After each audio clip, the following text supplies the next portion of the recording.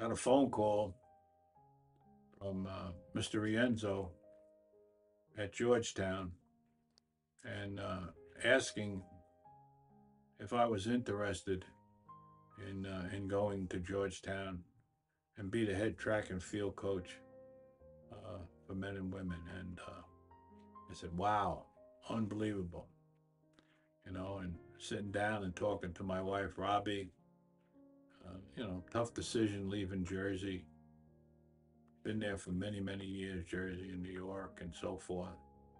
But to go to an institution at the same level as Rutgers, but where track really meant a lot at Georgetown. And we decided to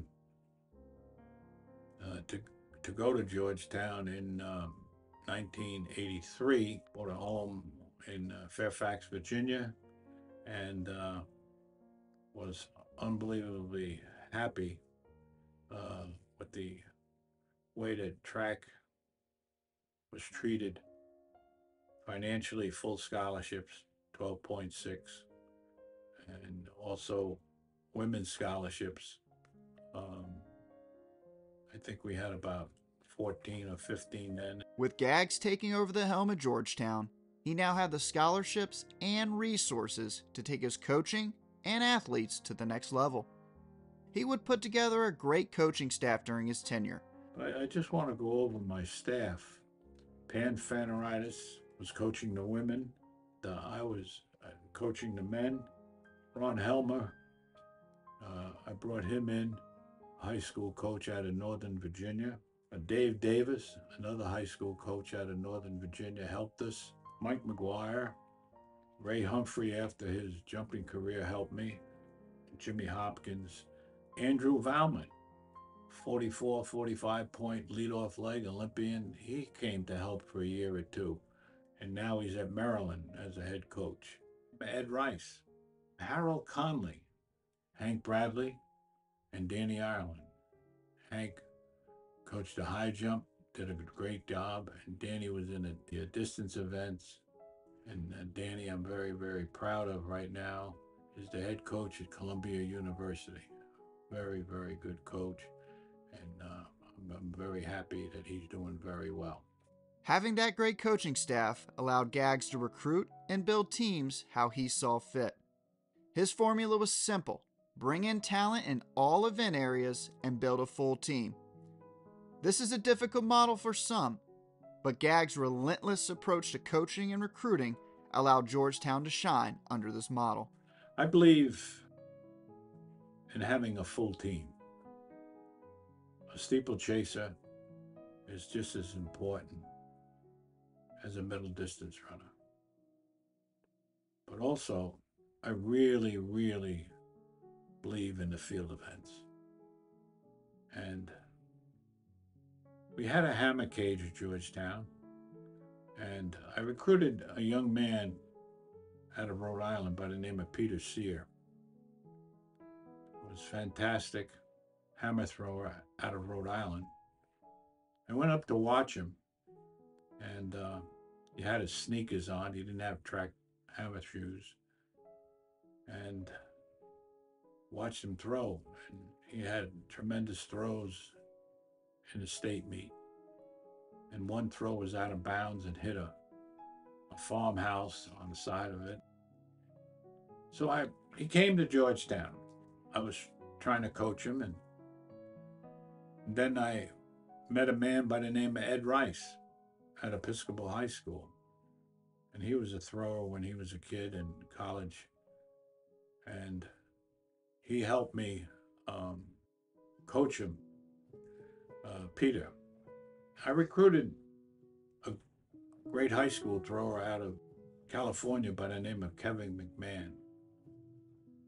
And now we have Kevin McMahon, Pete Sear, and another tremendous thrower that transferred out of the University of Pennsylvania by the name of Jesse Saglio. And Ed had to go back to really working hard at Episcopal, and he couldn't put in the time. And I was saying, oh, what am I going to do? What am I going to do? So someone told me the name Harold Conley is in D.C. He's in charge of the Special Olympics in this country. Harold Conley, the great hammer thrower in this country, is there. Well, the GAG picks up the phone, calls Harold's secretary, and asked, "May I speak to Harold Conley, please? May I have a visit with Harold Conley, please?" So we made a time and date and so forth. And I got there and I said, "I'm here to see Mr. Conley." So she brought me into the office and Harold shook my hand and we started talking. And I said, "I'm here, Harold, because I have three tremendous hammer throwers." And he looked up. He says, "I only coach Olympians." Well, I said, "I think one of them will make the Olympic team. We have the facilities. We have the money to help these kids with a scholarship. Not these kids, these men with scholarship. We have the money to take them anywhere." Well, Harold came and we worked together for years. Worked together for years. And these three men loved every minute of it. Don't forget, the name Harold Conley was one of the greatest hammer throwers in the world. Being coached by him, they really, the three of them really wanted it. What happened? Kevin McMahon was a two-time Olympian. Two-time Olympian in a hammer. Peter Sear wound up throwing, I believe, 220. Jesse Saglio was up that range too. And it was just great. You get excited for throwers. You get excited for jumpers just as much as you get excited for runners. And that was my philosophy over my 60 years of coaching. Steeplechase was just important, or javelin. Ray Humphrey, what a jumper. Are you kidding me? Joey Pierce, Patrick Mann, 400-meter hurdler. Yep. I know he had a tough decision choosing Georgetown over several institutions, but his daddy got involved and Patrick came to Georgetown. I also like to mention Pete Sherry. He came out of New York. He did a tremendous job. Middle distance, cross country, just everything. He can run all the events.